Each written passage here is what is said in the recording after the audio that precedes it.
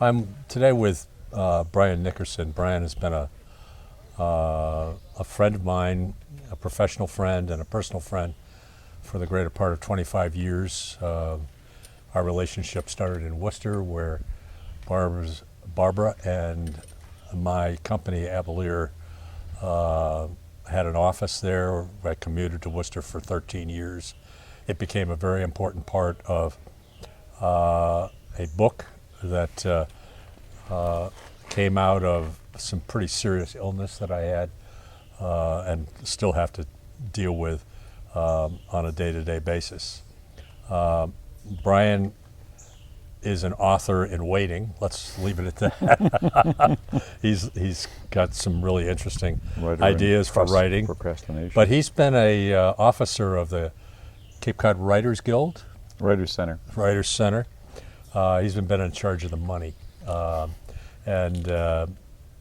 Brian told me almost a year ago that I really needed to get involved with the Writers Center, and he was right. I went to my first conference, first literary conference of any kind, last year at the former Dumfries Hotel. It's changed names several times since I've lived here, and I was a blotter. I learned a lot about what to do, what not to do, and I felt as though I had a benefit that many of the people who were there don't have, and that's my history for running a business. My wife and I, Barbara is my wife, ran this business from Sandwich and Worcester, and we had an equal amount of work in both locations. But in the day that I moved down here with my family at that time, I discovered what my doctor had probably known for several months, that I had polycystic kidney disease. Polycystic kidney disease, PKD for short, is one of the better kidney diseases in that after a transplant that is successful, the disease does not attack the kidney anymore. It's kind of goes into waiting. It is a disease that's carried on by opposite genders, so my daughters are in line to receive it if the gene has made it that way. Other times the gene becomes latent and does not show up for generations. So, but it was a lifelong impact thing. I was a father, a husband, an owner of a business. The business was a landscape architectural and planning business. We had clients all over New England, and then to infuse 5.5 years of dialysis 3 times a week for 5 hours each time was part of a shuffling the deck that took some creative energy, and what it's resulted in is a book that will be entitled My Life Embracing Transplanted and Polycystic Kidneys. It's a powerful book that stretches over 35 years of my life, the last 35 years of my life, that deal with everything from the symptoms to the transplant to the repercussions of what the disease is.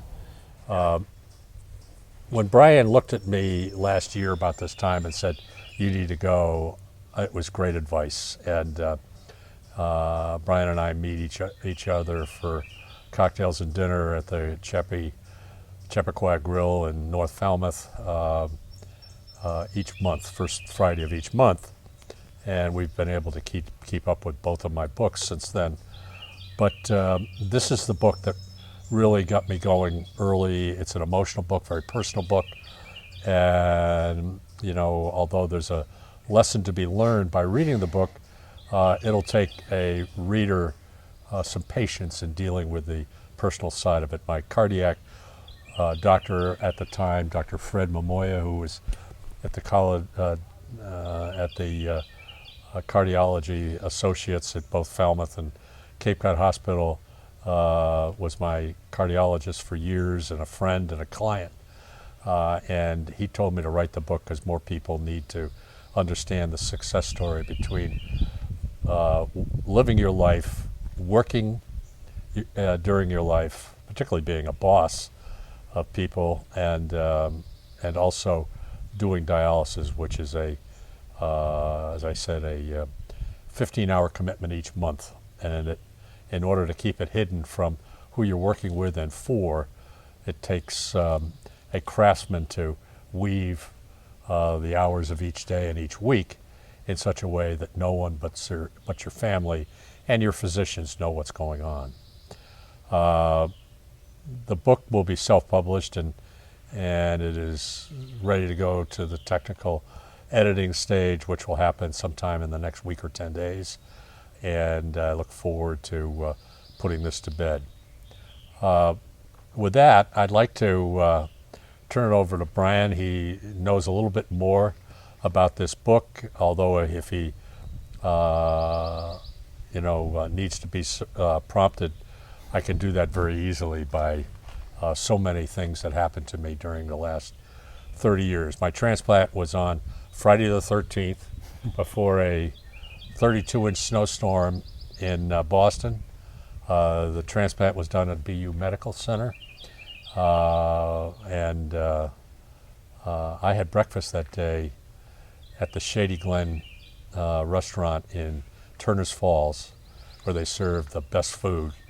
And it's not the way to spend a day where you're starting with a great heavy meal and an anesthesiologist that needs to clean out your body. So with that, I'll turn it over to Brian and we'll continue this conversation.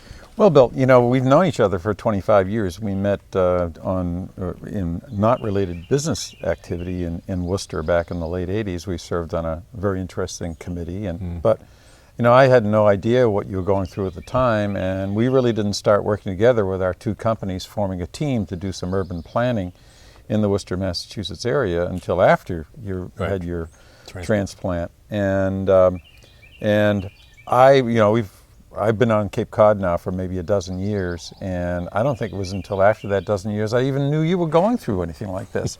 So you're very good about keeping that separate from your business community activities as well as your nonprofit activities, because that's how we actually get to know each other. And that must have been an interesting or difficult kind of thing, to what you were going through, and to go on every day working on the project, working as you had a number of people working for you. Yep. That must have been a lesson that other people can learn from. And I'm wondering if you might want to discuss how you separated, compartmentalized those two aspects of your life. It is a great lesson. I think in today's world, a lot of people who face end-stage renal failure, which is the stage of one's life that you go through before your kidneys go south on you, and your life is full of hesitation. Frankly, you don't have the energy level that you once had. You itch a lot because the skin and the blood that feeds the skin is often under stress. You don't and can't eat a lot of foods. You can't drink a lot, and it's true. Since we've moved to the Cape, and my issues have been really related to the care of kidneys that are associated with the cysts that is part of the polycystic kidney disease. These cysts form fluid bags that prevent the openings in your kidneys from doing their job of filtering out your blood. So over time, you have a problem peeing. You have discomfort. You want to pee, but you can't. I think the key to this is being an overachiever. I've always been an overachiever. But when you're teaming overachievement with the absolute best friend of your life, your soulmate, in that case is my wife Barbara, and the girls that we produced, Whitney, Kelly, and Rachel, three women that are their own self-starters and wonderful human beings in their own right. do you really begin to appreciate what one can do if they're set out to doing it. And that's what I felt. I mean, you cannot run what I consider a small business. At the most, we had 7 people working for us. But those people are in your life 8 to 10 hours every day, Monday through Friday. And they see you in various states. They probably saw signs, but they didn't recognize what it meant and all that kind of stuff. And then when the doors closed, the last employee went for the day or for the weekend, it was really my time. I used to have my dialysis in Plymouth on the way up on Tuesday and Thursday mornings. So I was overnight in Worcester on Tuesday night and Thursday nights, and then Friday I'd make the usual exit to the Cape along with hundreds of thousands of other people, and learned, unlike yourself, Brian, that there is traffic on both bridges, you know, anytime after 3:30 or 4 o'clock during, at least during the season. Yeah, during the summer season.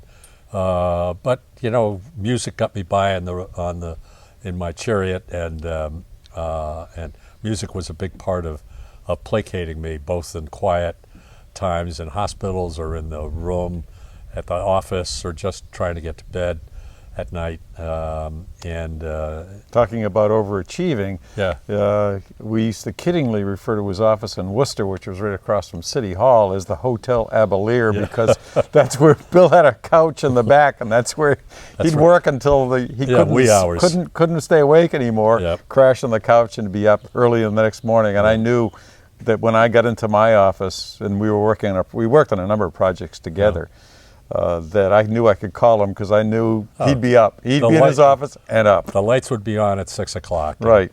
And I made coffee and always had some stuff on the side that I could. Yeah, that's right. You always had good food there. Yeah. But you know, that was also a tough aspect. I mean, you weren't home a lot because of that. You were working long hours, no question about that, long hours. I had to make up a lot of hours. And traveling a lot. Yep. That's right. So, you know, you're going through all this, and again, you know, I didn't know anything about it until we started, you know, more socially since we moved to Cape Cod. You know, it's interesting, on the transplant day, we were talking about this earlier, that my wife got a phone call from Dr. Sang Chow. He was our transplant patient, or transplant surgeon, and Sang wasted no time with the announcement to Barbara with a phone call at 6 o'clock that my transplant kidney was in Boston and they needed to see me at noon. And, you know, and I chuckled to myself as I heard this coming back over the recorder, because, you know, I know enough about medicine that you just don't go into major internal surgery with a body full of food, particularly heavy breakfast food. So I knew something had to give, and something did give. But to your point, the city of Worcester, who was our major client during a lot of this time, their project manager, a wonderful Irishman by the name of Paul Carey, big man, gray hair, big smile, loved the personal part of consulting work with me, and he knew nothing either. And we had breakfast or coffee at least 4 times a week in the morning. So I carefully planned our coffees around his schedule and my schedule, and it worked. And so he didn't know anything about it until Barbara called him at 8 o'clock that same morning after she had been woken up by the doctor to say that my transplant kidney was in Boston, and he knew nothing about what she was telling him. And she didn't know either that I had kept all this away from the leaders of the city as well as the staff at our office in Worcester. So, but, you know, going through 5.5 years of dialysis, people, you know, I was the youngest person on dialysis during that period.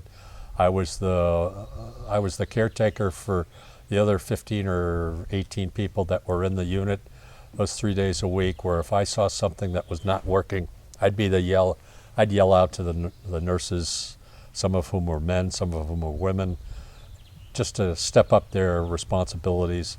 These were people that counted on me to be their advocate. I have always been that kind of patient. I still am.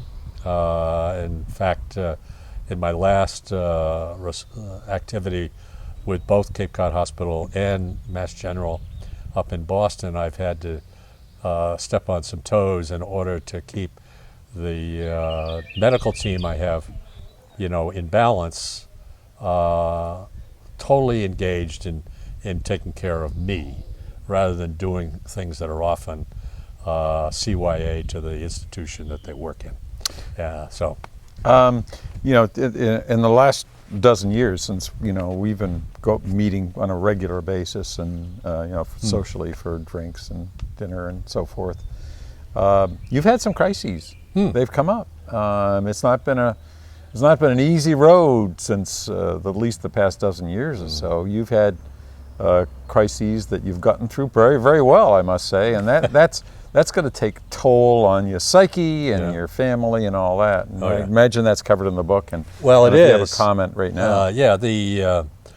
Thank you for pointing that out in the book. It's I have to say that it really was a stress on my family. My wife, whose father was in the hospital at MGH when I was going through one of these episodes that you referred to, eventually died shortly after his departure from MGH. I mean, I have no idea what she went through until I really sat down writing this book and looked at a calendar that overlapped the trips to Boston that she had to do, taking care of her mother that we now live with on a caretaking basis, so that she has a end of life that is a quality experience.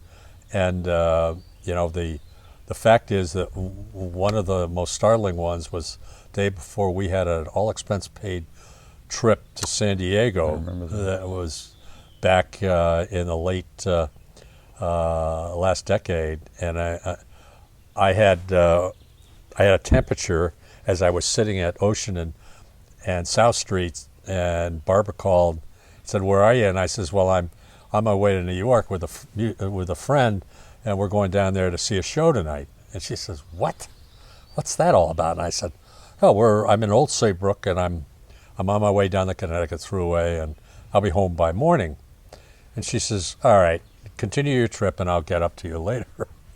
She calls me about 10 minutes later. She wants to know where I am. I tell her I'm on the scenic highway coming back to the Cape, and she asked me how the show was, and I laughed. I says, "What show?" I says, "Your show, the one that you're in right now." And she had no idea where I really was. But we finally caught up, and she got me out of the car, got me to the hospital. It was 105.5 degrees. I was toast. And turns out that... and you weren't thinking straight. I was not thinking straight. I was not thinking straight. And it took a couple of days to find the culprit, but it was a cyst in my liver. Yeah. And so I had my left lobe of my liver removed. I had a wonderful doctor staff at MGH that persevered through my tenacity, and we got it done. Got together with you at the next first Friday of the month, and probably had a cocktail of choice, and the usual ravioli, which is unbelievable. That's right, exactly. So. But I know your book. You've had a lot of, not only the crises, the original leading up to the transplant, and all what's happened afterwards. And you've had a lot of experiences with the medical profession. I know your book is going to be instructive to people as to how to deal correctly, what worked for you working with the medical profession, as well as what didn't work for you. And I'm sure you might want to comment on that. Well, one of them started right off the bat when I was told in late May of '85 that I had polycystic kidneys. Our cars and truck, which we had rented, were full of all of our stuff. The next step was driving down here. And later that month, I discovered there was only one neurologist, a kidney physician, on the Cape. And Cape Cod, for those of you who don't know, is 450 square miles of land, not of all of which is developable, but certainly there were several potential kidney failure patients on the Cape, because we've always had an older crowd down here. And at 37, I was not one of your older crowd, but I still had a lot of life to live and a lot of interests to pursue.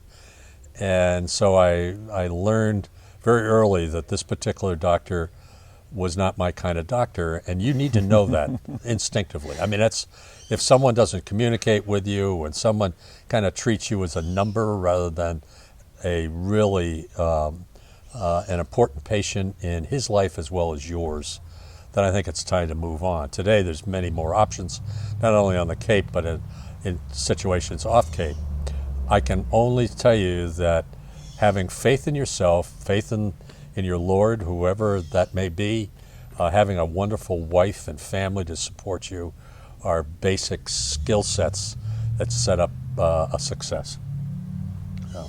How do you see as you proceed forward from where this book is? Do you look at possibly a sequel about the next well, it's interesting. chapter, so to speak? In my life, I threatened my mother-in-law with a book. She's 88 and is certainly one of the several women in my life that has made my life an adventure. I have a chapter that's my favorite chapter in the book called Female Persuasion. I have always been a believer that the best employees are women, your best friends can be women, certainly my wife is, but I've always found it easier to communicate with women than men because there's that testosterone that kind of gets in the way of, well, your life is better than my life, and it kind of leads to dead ends in discussions, whether it's at a bar or over a dinner somewhere in a friend's house. And there's no question that female persuasion is one of those chapters that kind of spills it all out.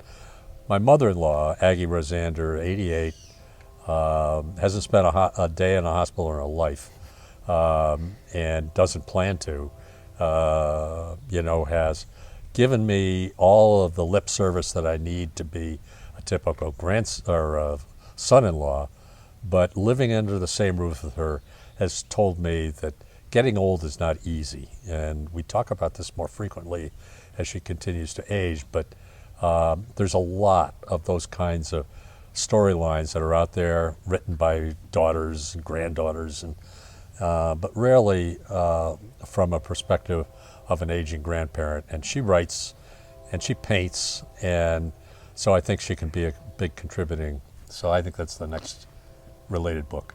My wife and I, we kind of kid around that you're the comeback kid, and you've gone through these crises, and you come back stronger than ever. And I'm wondering if that's an inspiration to the readers of this book. Well, I hope so, because that's what the cardiologist meant when he said, go out and live your life, write your book, and make people realize that fatal terminal diseases like kidney disease is not, the gateway into heaven or hell, depending upon your position in life. And I have to tell you that the point of having, your own identity well in hand, so that you can eat humble pie and not get really uptight about how you expose yourself, or how you are perceived to be exposed. I know that in my case, which really fortunate about, and I edited this section of the book last night, that not only did I get a perfect kidney from a young man who died in a snowstorm, same snowstorm that hit Boston the next day, but I had signed up for a special mix of medicine. What did I know? And it turns out that it was a cocktail of choice, big time. Because there were 1,600 of us taking this blind study of Cellcept and cyclosporin and prednisone, and I was one of 10 nationwide that had the right mix, that is prescribed to be the most successful mix for transplantation. And you don't get into that level of luck without the master upstairs having some plans for you. So I really think that my resourcefulness, as your wife, Marion, and you talk about the comeback nature of why I've been able to bounce back as well as I have, is that I believe that I've got a fate that's out there that will encourage me to do good things for not only the town of Sandwich, but for my family, and and be a volunteer to interest people in taking care of their health at an age where it can slip behind the couch literally and become a total disaster. So you're right on target with that. What is your biggest lesson learned from a mistake or a failure in one aspect of this journey? Well, it's probably assuming that writing is easy. It was interesting. I was thinking more of the health side, but go ahead. I think last night it was interesting on CBS News. There was a little segment on a couple that were close. They were both had illness problems, and they had lost their job, and over the last year, since they had been given notice that they had 30 days, they've sold millions of books, and they've all been self-published, and they obviously have no health issues, no money issues at this point. It's completely different. If you're a serious writer, you got to take your skill set and put them on the back burner, accept criticism, and realize that the people that have done this before are well-meaning, and they can lead you in the right direction if you're willing to listen. And that holds true in all of the travels through the health issue for me over the last 30 years, is the knowledge that there are people that know more about it than me, and I have to accept that. And we'll see where it turns out. But I've been a good listener, and I'm an excellent advocate for myself and family as a result. What in your health, all the decisions you had to make on your health, starting in 1985 or maybe a little before that, working to present, what was the best decision you made that you felt really made the difference? Oh, wow. Or at least one you know that did make a difference. Well, might be too many of them, but one of the nicest things was, when my day got too busy, and the doctor, who's the guy that told me that I was the only one to survive when I met with him for the first time in 7 years back in 2010, he was willing to set up a special clinic for people like me who had business hours during the day that didn't always work with the clinic hours. And he set up a clinic, like all his clinics. And he asked me in 2010, how do you like all my hotties? And I said, what do you mean? He says, all my nurses were good looking. And so when he felt it was really important, if you're really sick and on your deathbed 3 days a week, it's always nice to look up and smell the smells of a woman, and look at a woman and appreciate the gracefulness of her walk or gait or whatever. And sure enough, he had 3 blondes in this evening clinic that were stunning women. I mean, they were absolutely great. Is this the best decision? Is this well, yeah, is this responding to? I think it is. It's a tongue-in-cheek, knowing that the people that are handling your life during dialysis are really important to your life during that period. Inspirational. But they were more than being at the right place at the right time for me. They were very pleasant to look at. Probably when you were going into this, you didn't realize probably at the time that this was going to be a chronic situation for you. And chronic's a hell of a lot better than the alternative. Well, yes. I mean, there's the ultimate dirt lap is something that I wasn't interested in. Yeah, exactly. And you're dealing with it as a chronic disease now. And it seems to me about every year, almost on the button, one of the cysts just decides to overload the systems, gives me a temperature reading that I take every day, and if it crosses 102, I know that the Cape Cod Hospital is the next stop. And now I've learned through the Cape Cod Hospital, I go in there to the emergency room and then ask for a transfer up to the hospital of my choice in Boston or wherever. Mm-hmm. And I can get in without the usual red tape and lengthy lines that you face going into an emergency room in a major metropolitan area like Boston. The point is that it's vigil that I have. I take my temperature every day, take my blood pressure every day. In this last bout, I lost about 20 pounds, which will enable me and my nutritionist to realize another woman, incidentally, who was also the nutritionist for the Red Sox. She said, Bill, if you lose 20 pounds, I'll get you something that relates to the Red Sox. I have no idea what that's going to be, but I'm looking forward to her. Are you going to bat 300 this year? No, no. I'm going to hope that before I see her in December, which is my next time up to see her, that I'll still have lost that 20 pounds, and that's the choice. Do you think there are lessons to be learned? I mean, we are talking about renal failure and dealing with a chronic disease of your kidney disease. Do you think there are lessons to be learned by other people going through the medical system on both, not only from that, but for other? Yeah.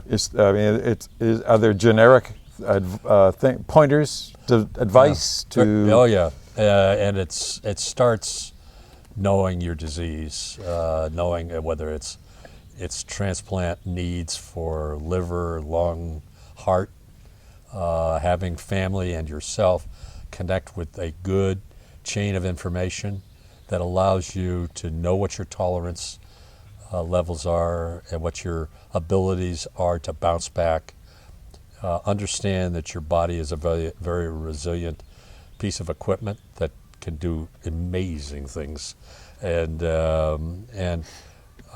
being totally attuned. That's true whether you got a really bad case of the flu or you're going into a chronic failure, and there's plenty of chronic diseases that kind of throw people off to the edge. And I've got to tell you, you got to learn quick, you've got to be an advocate for yourself and be willing to stand up to your doctor to get what you need in the way of an acknowledgement of how important this information is to you, whether it's the 60th time or the 600th time that he's acknowledged what that issue is.